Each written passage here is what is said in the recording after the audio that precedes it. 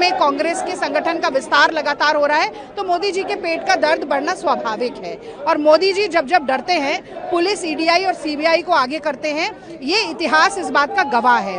95% cases में ED और CBI किसी कंक्लूजन तक नहीं पहुंच पाती। तो मैं जानना चाहती हूँ कि 95% ये जो केस फेल होते हैं, ये विपक्ष के ऊपर ही क्यों होते हैं? और अगर इनकी सक्सेस रेट इतनी कम है तो किस तरह से कठपुतली बनाकर मोदी सरकार इनका इस्तेमाल कर रही है। एक नॉन प्रॉफिटेबल कंपनी जिसका धारक, जिसका ट्रस्टी ना 1 रुपया ले सकता, ना 1 रुपया दे सकता, ना किसी इमूवेबल प्रॉपर्टी का कोई कमर्शियल ट्रांजैक्शन हो सकता, ना खरीदी जा सकती है, ना बेची जा सकती है, ना तनख्वाह है, ना पैसा है, ना खरीद फरोख्त है, तो मनी लॉन्ड्रिंग कहाँ से हो गई? ये बहुत ही हास्यास्पद आरोप है जिसका जवाब ईडीआई कोर्ट में नहीं दे पाएगी, पर वो तो कोर्ट की बात है। पर एक जो पब्लिक परसेप्शन की भी लड़ाई है, मोदी जी को ये लग रहा है कि वो जितना दबाएंगे हम दबते जाएंगे, वो दमन करेंगे, हम दमन बर्दाश्त करेंगे। पर गांधी जी ने कहा था कि अन्याय को बर्दाश्त करने वाला भी अन्याय का भागीदार है। हम पूरे देश में आवाज उठाएंगे, सड़क से लेकर सदन से लेकर संसद तक आवाज उठाएंगे और मोदी जी को बताएंगे कि उनकी तानाशाही नहीं चलेगी। ये पुलिस बैरिकेडिंग पर आपने सवाल उठाया, तो इतनी भीड़ लेकर कहाँ जाएंगे आप? हम प्रदर्शन करना चाहते हैं। ईडी के दफ्तर के बाहर भी बैठकर हमें प्रदर्शन करने का अधिकार है।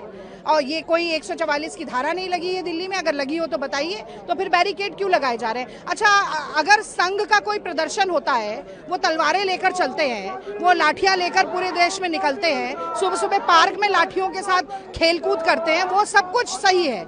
लेकिन अगर कांग्रेस पार्टी का निहत्था कार्यकर्ता सड़क पे खड़े होकर आवाज उठा के कहना चाहता है कि ये अन्याय है, ये गलत है, हेमंत बिस्वा शर्मा सबसे करप्ट होते हैं जब कांग्रेस पार्टी में होते हैं, और जो वहां जाकर धुलाई हो जाती है वॉशिंग मशीन में, और सबसे बेहतरीन सीएम में से एक हो जाते हैं, तो ये इस विरोधाभास, इस प्रतिशोध की राजनीति के खिलाफ हम आवाज उठाएंगे तो आप बाहर नहीं जाने देंगे।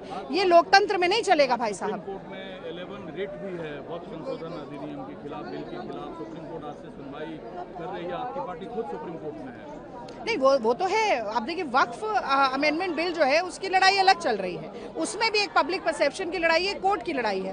कोर्ट में भी लड़ाई लड़ेंगे और हम जमीन पर भी लड़ाई लड़ेंगे, और ये दोनों जब एक साथ मिलते हैं तब मुझे लगता है एक बड़ा बदलाव समाज में भी आता है, देश में आता है, कानून व्यवस्था में आता है। और सरकार अगर निरंकुश होगी तो निरंकुश सरकार की नाक में नकेल डालने का काम कांग्रेस पार्टी करेगी।